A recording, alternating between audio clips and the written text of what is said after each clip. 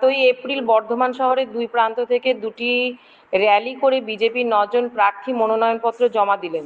এদিন বর্ধমান, দক্ষিণ বর্ধমান, উত্তর গলসি, আউশগ্রাম ও ভাতার বিধানসভা কেন্দ্রে বিজেপি প্রার্থীরা বর্ধমান রেলওয়ে স্টেশন থেকে মিছিল করে কার্জন গেট পর্যন্ত আসেন। অন্যদিকে মেমারি, খণ্ডঘোষ, জামালপুর ও রায়না বিধানসভা কেন্দ্রের বিজেপি প্রার্থীরা বর্ধমানের বড়নীলপুর মোড় থেকে কার্জন গেট এসে উপস্থিত হন। এদিন এখানে একটি সভা অনুষ্ঠিত হয়। এই সভায় প্রধান অতিথি হিসাবে উপস্থিত ছিলেন উত্তরপ্রদেশের উপমুখ্যমন্ত্রী কেশব প্রসাদ মৌর্য, ছিলেন বিজেপির রাজ্য কমিটির অন্যতম সদস্য সন্দীপ নন্দী, জেলা সভাপতি অভিজিৎ তা, প্রবাল রায়, অঞ্জন মুখার্জি প্রমুখ। তাদের শিক্ষাগত যোগ্যতা, তাদের সামাজিক পরিচয় কি আছে, আর তৃণমূলের যারা প্রাক্তন এমএলএ হতে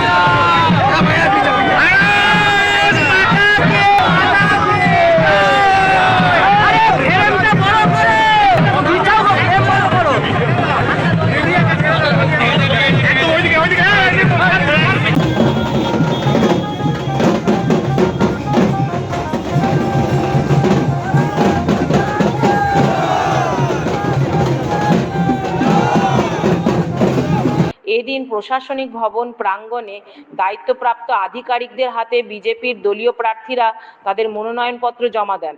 পরবর্তীতে বর্ধমান দক্ষিণ বিধানসভা কেন্দ্রে বিজেপি প্রার্থী মৌমিতা বিশ্বাস মিশ্র বলেন, আজ এখানে যেভাবে মানুষের সাড়া পেয়েছি তা অভূতপূর্ব। মিছিল করে আসার সময় রাস্তার দুধারে দাঁড়িয়ে মানুষ আমাদের আশীর্বাদ দিয়েছেন, শুভকামনা জানিয়েছেন। মানুষের এই আশীর্বাদ ও শুভেচ্ছাকে সঙ্গে করেই ভারতীয় জনতা পার্টি এবার এখানে বিপুল ভোটে জয়যুক্ত হবে। আগামী দিন এইভাবে যদি লড়াই চালান, গলসি বিধানসভা তৃণমূল শূন্য হবে হবে হবে। বাস যে বাস স্ট্যান্ডটি ছিল সেটা গ্রামের মানুষ তিনকুনিয়াকে যেভাবে চিনত এখন আর চিনতে পারছে না।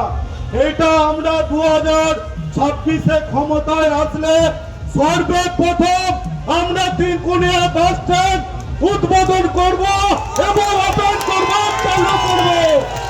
এই কথা আজকে কার্জন গেট মঞ্চে আমি কথা দিয়ে গেলাম। আমার গলসি গ্রামে যারা গলসি গ্রাম সাইডে যেয়ে মানুষরা আমরা বাসে করে